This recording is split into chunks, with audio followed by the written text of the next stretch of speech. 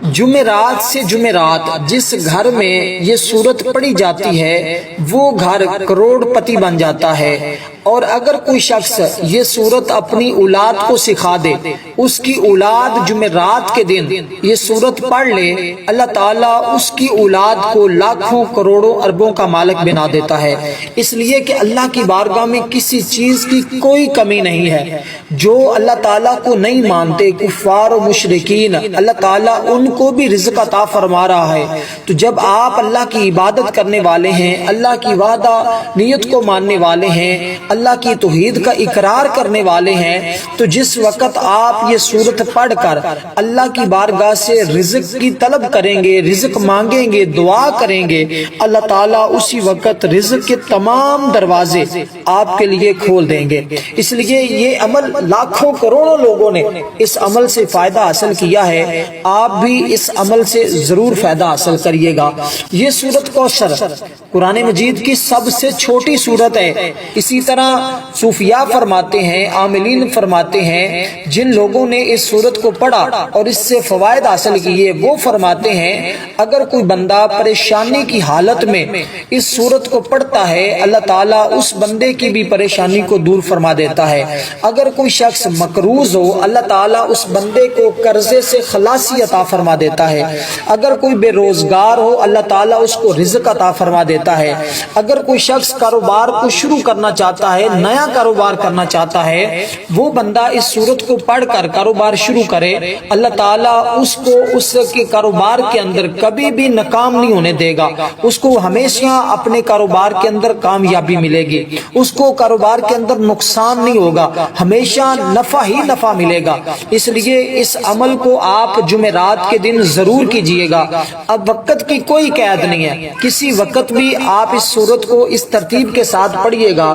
آپ نے اس کے ساتھ کی ایک آیت کریمہ جو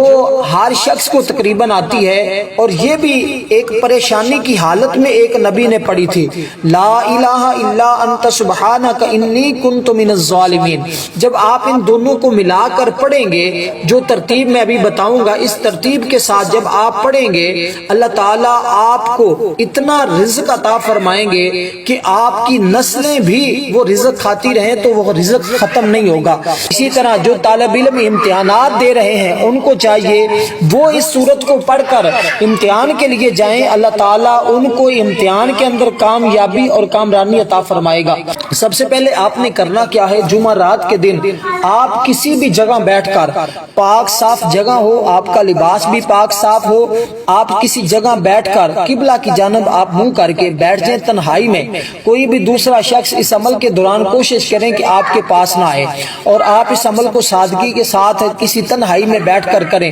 خواتین ہیں تو گھر کے اندر، مرد حضرات ہیں تو مسجد میں بھی کر سکتے ہیں، گھر میں بھی اس عمل کو کر سکتے ہیں۔ تو سب سے پہلے آپ نے اس عمل کو کرتے ہوئے آپ نے 11 مرتبہ درود ابراہیم پڑھنا ہے۔ درود ابراہیم پڑھنے کے بعد جو درود پاک پڑھ لیں، تو درود پاک پڑھنے کے بعد تو آپ نے 129 مرتبہ سورت کوثر یعنی کہ ہر بار بسم اللہ بھی پڑھنا ہے، اور اسی طرح آپ نے